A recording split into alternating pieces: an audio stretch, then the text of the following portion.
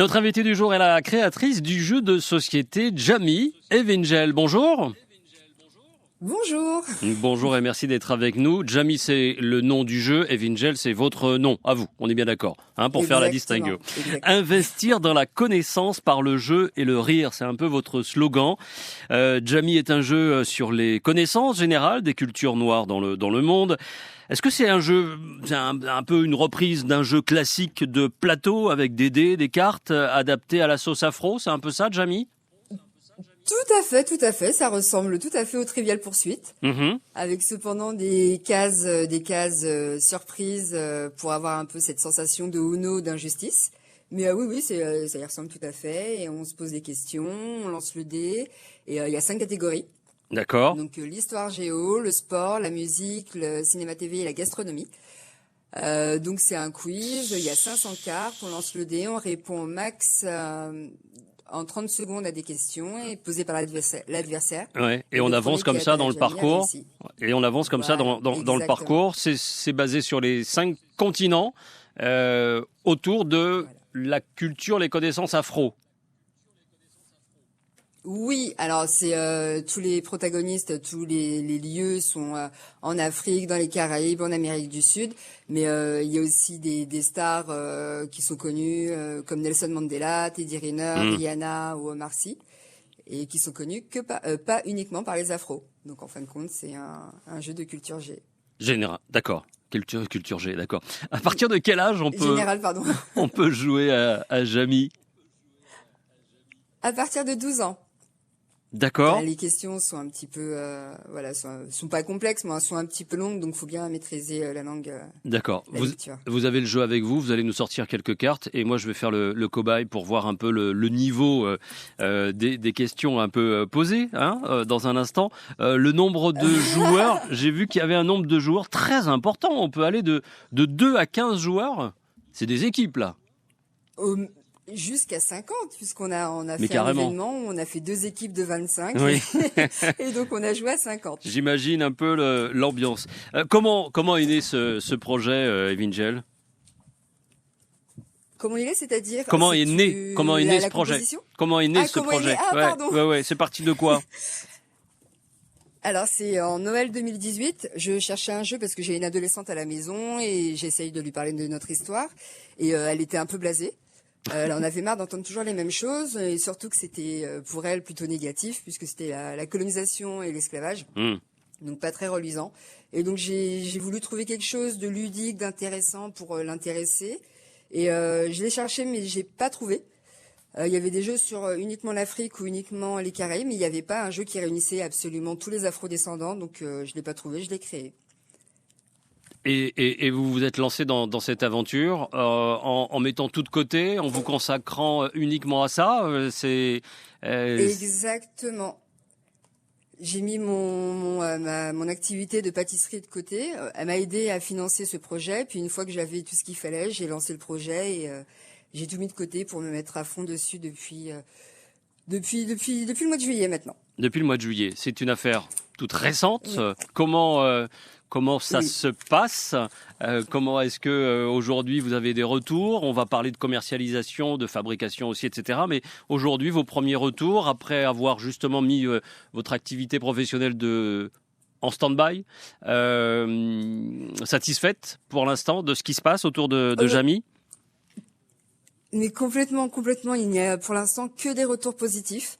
Les gens renvoient des messages, envoient des photos, remercient en disant qu'ils ont joué avec leurs enfants, avec leurs parents, que ça leur a permis de développer beaucoup plus de connaissances, de rire, de chanter, de danser.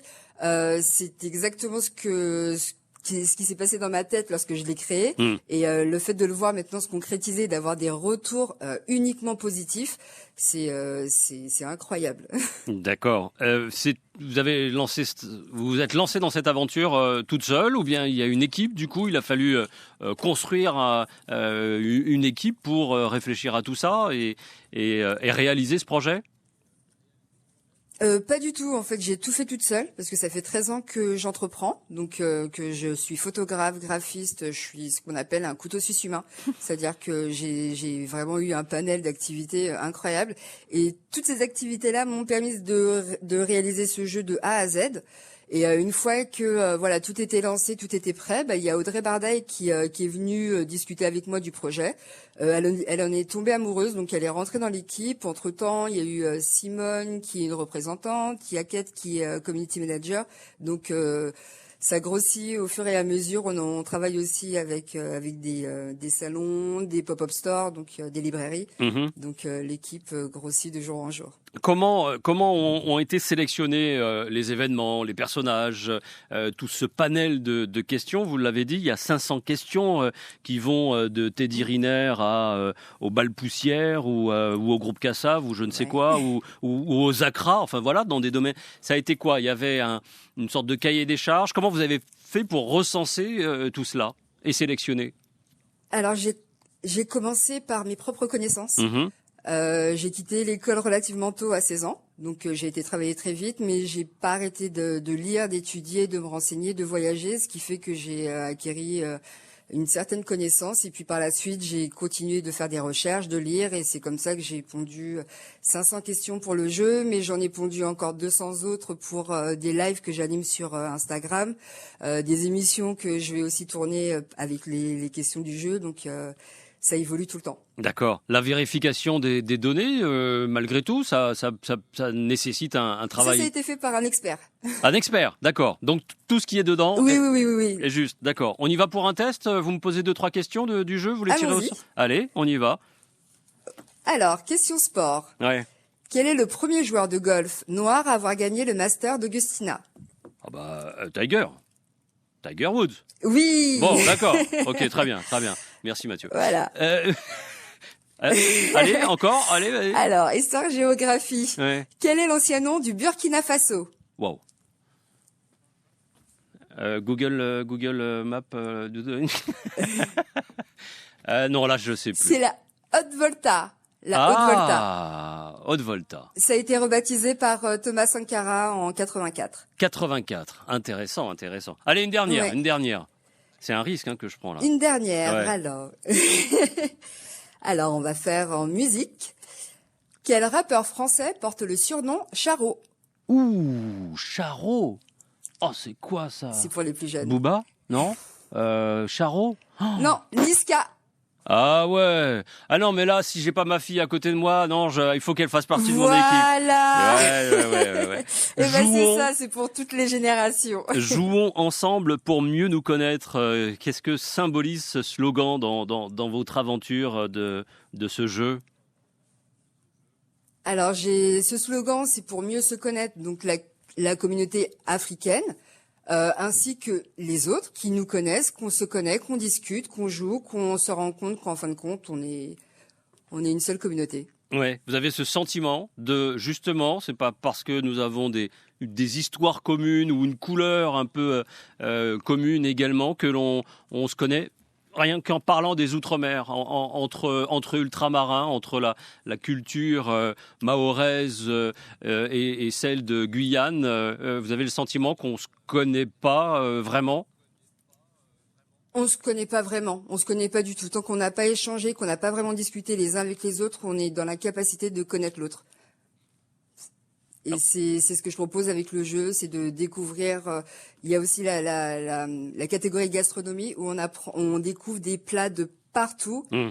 Et beaucoup de personnes ne connaissent pas, si ça vient pas de chez eux, ils ne connaissent pas. Donc non, on ne se connaît pas et on va apprendre à se connaître. Jamy, un jeu donc éducatif et nécessaire. En cette période de Noël, comment est-ce que vous allez trouver votre place là dans ce déferlement de jeux, dans ces grandes campagnes de communication là pour rattraper un peu une année compliquée? Comment est-ce que vous allez faire?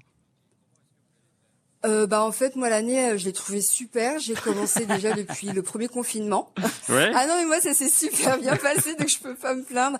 J'ai commencé pendant le premier confinement à faire des lives en attendant justement que le jeu se termine. Donc, j'ai commencé à jouer avec des gens sur les réseaux sociaux. Donc, vous jouez en ligne. Puis, ça grossit. Oui, on joue en ligne, oui. D'accord. J'anime et puis je pose des questions sur Instagram. On pose des questions tous les jours, des devinettes. Ça vit, ça joue tous les jours. Donc que ce soit pendant les fêtes, après les fêtes, ça va continuer. Il y a des émissions qui vont venir. On a des partenariats. Donc voilà, 2020 s'est super bien passé. 2021 va encore mieux se passer.